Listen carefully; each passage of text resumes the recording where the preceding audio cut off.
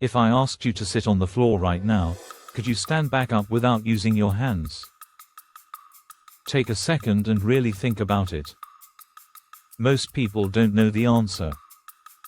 And that's the problem. Because the moment your body hesitates, even for a second, something has already started to break. Not your muscles. Not your joints. Your independence. Studies show that around 70% of people over 50 can't pass this simple movement test. And if you fail it, your risk of dying in the next 6 years doesn't just increase. It can triple. That number usually shocks people. But what shocks researchers even more is this. Most of those people had no idea they were already failing. Most people believe independence disappears suddenly. They imagine it happens after a fall, after a serious diagnosis, after a hospital stay. But that's not how it really happens. Loss of independence is slow, quiet, almost polite. It doesn't announce itself. It negotiates. This content is educational, not medical advice. Here's how it actually begins. One day, you push off the armrest when standing up. You don't panic. Another day, you use the car door for support. You don't worry. You tell yourself it's normal. Then something subtle happens. You stop sitting on the floor. Not because you decided to, but because your body decided for you. And that decision almost always starts with one movement. Sitting down. And standing back up. The day you need your hands to stand up from a chair isn't random. It isn't bad luck. It's feedback. Your body is telling you something important. Most people ignore it. They say things like, "I'm just stiff today," or "I didn't sleep well," or "That's just getting older." But aging isn't the problem. Loss of strength is. There is one movement that predicts independence better than almost anything else we know. It's not running. It's not yoga. It's not stretching. It's not even lifting heavy weights. It's the squat. Not the gym version. The life version. Every time you sit down and stand up, you perform a squat. You do it getting out of bed. Using the bathroom. Standing from a chair. Getting in and out of a car. Most people perform this movement 20 to 30 times every single day. Whether they realize it or not. When this movement stays strong, life stays manageable. When it weakens, life starts negotiating with you. You don't stop moving all at once. You adapt. You park closer to entrances. You choose the elevator instead of the stairs. You avoid low chairs. You hesitate before sitting on the floor. None of this feels dramatic. That's why it's dangerous. That quiet negotiation is how independence disappears without a single defining moment. Scientists have a simple way to expose this early. It doesn't require equipment. It doesn't require a gym.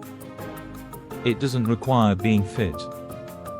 It's called the sitting rising test. Here's how it works. You sit on the floor, cross-legged. Then you stand back up, using as little support as possible. You start with 10 points. Each hand that touches the floor removes 1 point. Each knee removes 1 point. A high score means control. A low score means vulnerability. And here's the part that surprised even researchers. People with low scores didn't just struggle with movement. They died more often. In a long-term study that followed over 2,000 adults for 6 years, those with the lowest scores had up to 3 times higher mortality. Not because of the test itself, but because it revealed something deeper. Loss of strength. Loss of balance. Loss of coordination. This test doesn't predict death. It exposes fragility. If this is making sense so far, tap the like button. It helps this reach people before these warning signs become permanent. Here's something most people don't want to hear. Muscle loss doesn't start when you're old. It starts much earlier. In your 30s. Slowly. Quietly. Almost invisibly. After 50, it accelerates fast. There's even a medical term for it. Sarcopenia. By age 70, many people lose up to 40% of their muscle mass, nearly half their strength. That loss doesn't stay in the gym. It shows up in real life. Opening jars becomes harder. Carrying groceries feels heavier. Stairs feel steeper. The floor feels farther away. Then comes the most dangerous moment. The first fall. 1 in 3 adults over 65 falls every year. And falls are not random accidents. They are the result of weak legs and poor control. After one fall, people move less. Moving less makes muscles weaken faster. Weaker muscles increase the risk of another fall. That cycle feeds on itself. A single hip fracture at 65 can steal a decade of independence. Not years of life. Years of living. This is where squats change the story. Squats rebuild strength where it matters most. They train balance. They train coordination. They retrain your brain to trust your body again. This isn't about looking athletic. It's about staying capable. Your legs contain roughly 60% of your body's total muscle mass. They're your foundation. When your legs are strong, your body is resilient. When they weaken, everything becomes fragile. Squats don't just protect movement. They support blood sugar control. They strengthen bones. They protect joints.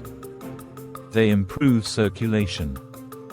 They are one of the closest things we have to full body medicine. And the best part? You don't need a gym. You don't need equipment. You don't need to be young. If you can sit down, you can start. Stand in front of a sturdy chair. Feet shoulder width apart. Lower yourself slowly until you touch the chair. Then stand back up with control. Keep your feet flat. Keep your chest tall. Move slowly. Breathe in as you lower. Breathe out as you stand. Pain is not required. Discomfort is normal. Pain means stop. Start with 10 slow repetitions. For the first 2 weeks, use the chair fully. Then add a brief pause at the bottom. Then barely touch the chair. Eventually, remove it. Progress matters more than perfection. A squat you do today is more valuable than a perfect squat you never start. Let me tell you about someone real. A 68-year-old woman had one personal rule. Never sit on the floor alone. Because she knew if she did, she might not get back up. She wore an emergency button everywhere. She didn't start with a program. She didn't join a gym. She started with 5 chair squats per day. That was it. 3 months later, something changed. She broke her rule. Not because she was reckless. But because she wasn't afraid anymore, she sat on the floor with her grandchildren. And she stood back up on her own. That's not fitness. That's freedom. Before the day ends today, do 10 slow squats. Use a chair if you need to. This isn't exercise. This is insurance. 2 minutes a day. 12 hours a year. 12 hours to protect years of independence. These are general guidelines for healthy movement. Always talk to your healthcare provider before starting or changing an exercise routine, especially if you have medical conditions. If you want more science-based content that helps you stay independent longer, subscribe to the channel. Most people ignore this until it's too late. Today, you won't. Now go do your squats.